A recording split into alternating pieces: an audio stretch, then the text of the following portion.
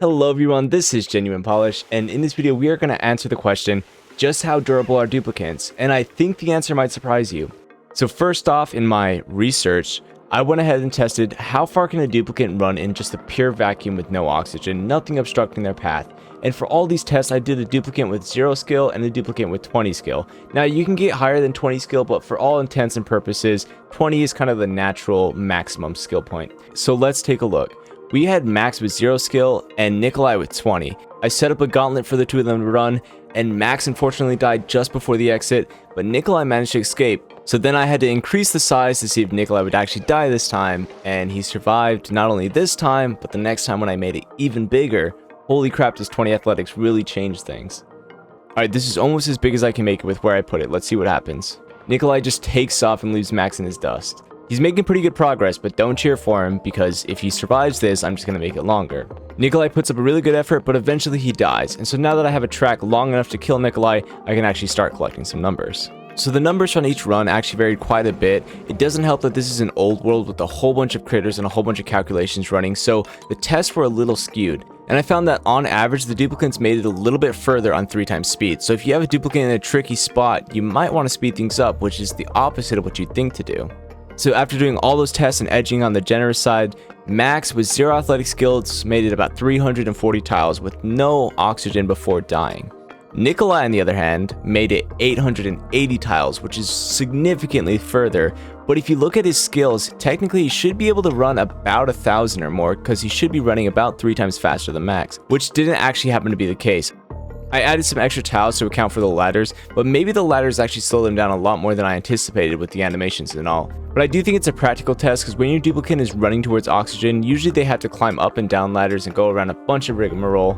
And besides that, maybe Nikolai actually can run 1,000 tiles in a straight line, but no map is 1,000 tiles wide, so you'd never have that circumstance. So now we know just how far they can travel with no oxygen. But what if there's a toxic gas in the room causing eye irritation? Well, let's figure that out. So for this test, I used chlorine.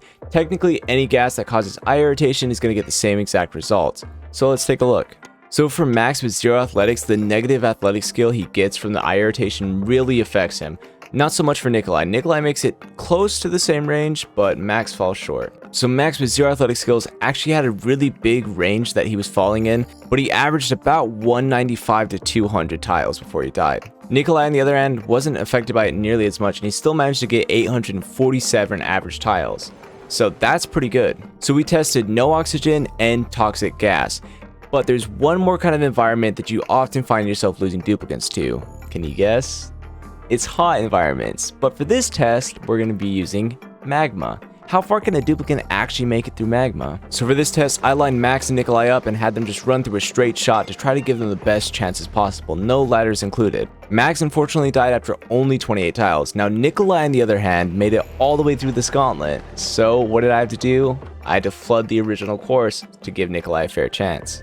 Again, guys, I just want to emphasize that this is for research purposes only, so that way you can keep your duplicants alive, and duplicants are not people, so don't hate me. So now that we've flooded the original course with lava, now we can actually get an accurate number from Nikolai. I'm not gonna lie, I'm really impressed. Oh, okay, he died, never mind. So now we have numbers. So unfortunately, Max and Nikolai died of natural causes. Max made it only 28 tiles through the lava, and Nikolai made 184 average tiles, which is pretty good. That's actually enough to get a duplicant through a magma biome and actually live to tell the tale. I do want to make it clear though that before you send your duplicant through lava, make sure there's a vacuum on the other side, otherwise there's still going to be heat transfer. Even if they only go through 150 tiles and have 20 athletics, if there's still heat transfer on the other side, they're probably still going to be heating up and probably will pass out. So besides the environment, what's another hazard your duplicants might encounter on this alien planet? Critters.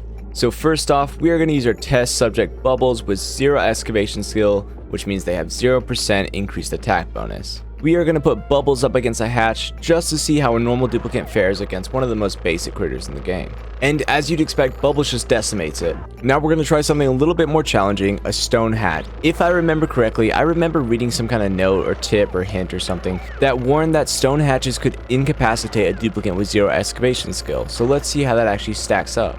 Bubbles handled it no problem, but she did take 26 points of damage, so if you had duplicants that were already moderately wounded, you might not want to have them kill your stone hatches by hand. So now naturally next up is a stone hatch. Bubbles does manage to kill it on her own, but she takes a whopping 54 points of damage, which makes her vulnerable to heat or other hostile critters, so it's a little dicey to have a duplicant with 0 excavation killing your smooth hatches. It's also important to note that when a duplicant becomes very severely wounded, they'll no longer do attacking errands, so if they're locked in a room with a hostile critter and they get down to a certain point, they won't attack it any further, even if they could have killed it normally.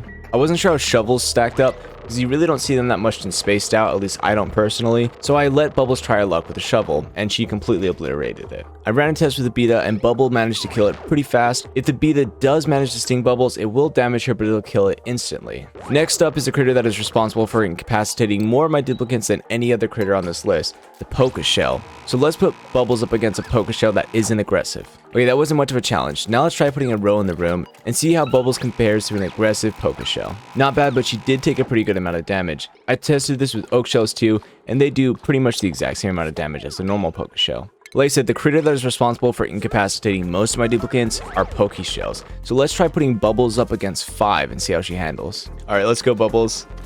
Okay, slow to attack, but she's doing pretty good damage to the first one, and she just got down past the point where she no longer will attack. So once she gets down below, I think it's about 25% health, she'll just stop attacking, period. And even if she could have killed the critter, she will die. So 1 duplicant with 0 excavation skill against 5 Pokeshells, not even close. But how about 3 Pokeshells?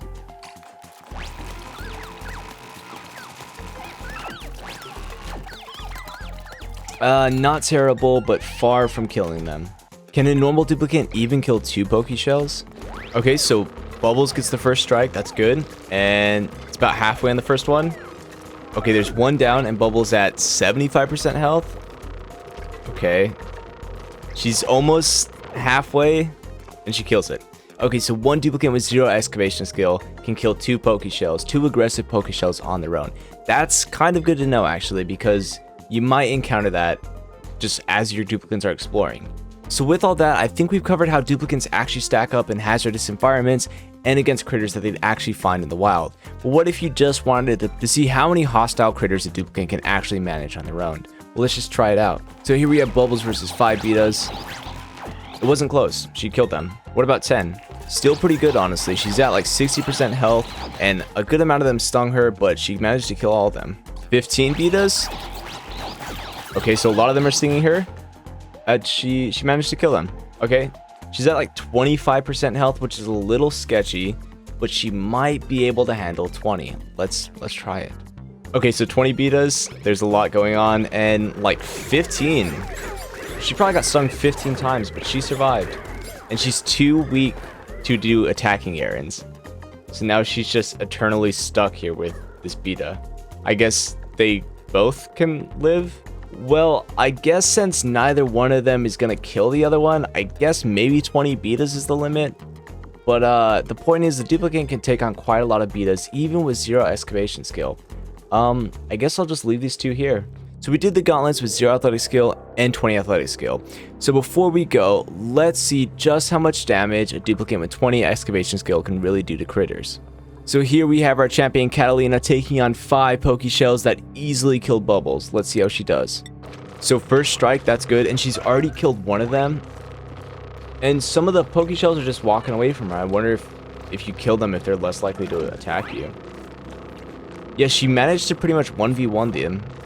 Okay, 2 left, and 1 of them just doesn't care. Okay, now it's showing up. 1 left. She's almost at the point where she's gonna stop attacking. Nope, she's doing it. She killed it. Okay. So 1 duplicant with 20 excavation skill will walk away with 30% health after fighting 5 Pokeshell. I still don't really recommend sending duplicants into your Pokeshell farm. Probably just use auto sweepers for that. But it's good to know just how many 1 duplicant can take on. And with all that, guys, make sure to like, comment, and subscribe. Thank you guys so much for supporting the channel. I genuinely appreciate it. It helps me be able to sit down and make new videos. And stay tuned for more auction not included content and other videos coming your way soon.